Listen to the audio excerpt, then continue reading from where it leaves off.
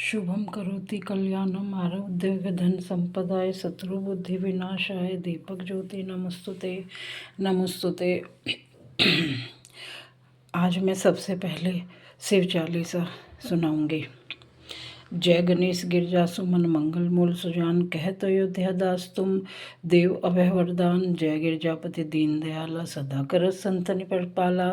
भाल चंद्रमा सोहतनि के कानन कुंडल नाग फनी के।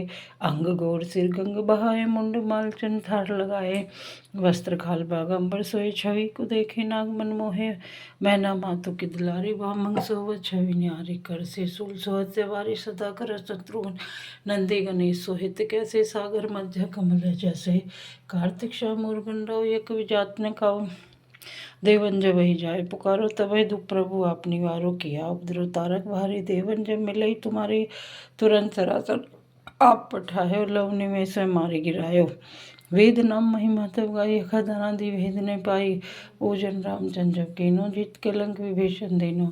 सहस्त्र कमल में हो रही धारी कीन परीक्षा तो वही पुरारी। एक कमल पर राखे गोरी कमल नयन पूजन से कोई। कठिन भक्ति दे के प्रभु शंकर दिए इच्छित वर।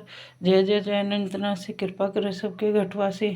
दुष्ट शकल नित मोहि स्त्रो ब्रह्म त्रय में चैन्य। त्राहि त्राहि में नाथ पुकारो ये उसै मुई अनुवारो। लेते शूल शत्रुघ्न को संकट ते मुई अनुवारो। मात पिता भ्राता सब हुई संकट में पूछत ने कोई। स्वामी एक है आज तुम्हारी आए हो रम संकट भारी। धन निर्धन को दे सदाई जो कोई जाचे सो पल पाई। स्तुति करो विधि हमारी क्षमऊ नातक चुप तुम्हारी। शंकर हो संकट के नाशन विघ्न विनाशन मंगल कारण। योगी अति मन ध्यान लगावे नारद सारद शीस नगावे। नमो नमो जय नमो शिवाय सुर ब्रह्मा दिक्पाल न पाए। जो ये पाठ करे मन लाए तापर ऋणियो जो कोई हो अधिकारी। पाठ करे सो पावन हारे पुत्र होन कर को इच्छा। निश्चय से प्रसाद ते होई। पंडित रोसी को लावे ध्यान पूर्वक होम करावे। त्रोसी व्रत करे हमेशा तन नहीं राखे ताके कलेसा। धूप दीप नैवेद्य चढ़ावे शंकर सो पाठ सुनावे। अंत धाव से मोह पावे कहत अयोध्यास तुम्हारी। जानी सकल दुख हर हमारी। नित नेम पाठ कर 40 तुम मेरी मनोकामना पूर्ण करो जगदीश। मंगसर छठी हेमंत ऋषु 24 64 जहान। जय भोलेनाथ। हर हर महादेव हर हर महादेव। अब मैं आपको सोमवार की एक छोटी सी कथा सुनाती हूँ।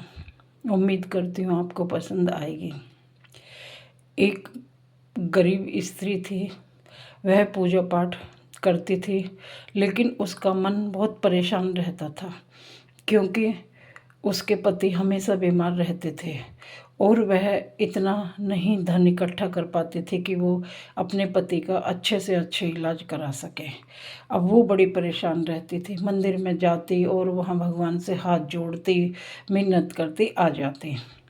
एक दिन उसकी सहेलियों ने बोला कि आप सोमवार के 16 सोमवार के व्रत रखो और बहन परेशान मत हो। भगवान को मानती हो? हाँ मैं भगवान को बहुत ज़्यादा मानती हूँ और अंधविश्वास है भगवान पे। तो फिर आप सोमवार के व्रत रखिए और व्रत रखने से आप देखना कि आपको फ़ायदा ही होगा। इस तरह से सोमवार के उसने व्रत रखने शुरू कर दिए और श्रद्धापूर्वक मंदिर जाती। मंदिर में जाके शिवलिंग पर जल चढ़ाती बेलपत्र चढ़ाती और फल चढ़ाती। जितना भी उससे बन पड़ता उसके सामर्थ्य होती वो उतना करती रही। धीरे धीरे धीरे धीरे उसके घर में और तंगी आते चले गई। वो बड़ी परेशान। जितना कमाती उतना अपने पति पर लगा देती। वो बड़ी परेशान लेकिन उसने हिम्मत नहीं हारी। फिर भी वह चलती गई और इस तरह से उसने अपने सोमवार के व्रत शुरू करके और धीरे धीरे धीरे धीरे जैसे ही वह 16 सोमवार का आखिरी व्रत पूरा कर रही थी तो भगवान से कहा कि भगवान क्या मुझे आप पर इतना विश्वास है, कुछ तो करो। और वह स्त्री भगवान में हाथ जोड़कर मंदिर से अपने घर आ गई। रात में उसे सपने में भोलेनाथ प्रकट हुए और उसने कहा कि हे स्त्री, मैं तेरे व्रत से तूने अपने व्रत सोमवार के बहुत अच्छे से और विधि पूर्वक पूजन किया है, इसलिए मैं आपसे बहुत खुश हूँ। तुम कोई भी वरदान मांग सकती हो। स्त्री की आंखों में आंसू आ गए और वह उनके पैरों में गिर गई और बोली, हे भोलेनाथ, हे मेरे नाथ, मुझे धन दौलत कुछ भी नहीं चाहिए, बस मैं चाहती हूँ कि मेरे पति ठीक हो जाएं। सबसे बड़ा धन वो ही है। और भगवान उसे आशीर्वाद देकर जैसे ही उसकी आँख खुली वो लुप्त हो गए और वह स्त्री चुप बैठी रही सुबह उठ के और अपना ऐसे पूजा नहा धोकर मंदिर गई। और फिर उसने कुछ दिन बाद देखा धीरे धीरे उसके पति की स्थिति में सर अब इस उसके पति की स्वास्थ्य में सुधार होने लगा और वह धीरे धीरे एक दिन ठीक हो गया। तो दोस्तों, कहने का तात्पर्य है कि अगर हम भगवान को मानते हैं तो हमें किसी और को मानने की ज़रूरत नहीं। मिलेगा, लेकिन थोड़ा सा सब्र रखना पड़ेगा और कभी भी हिम्मत मत हारो।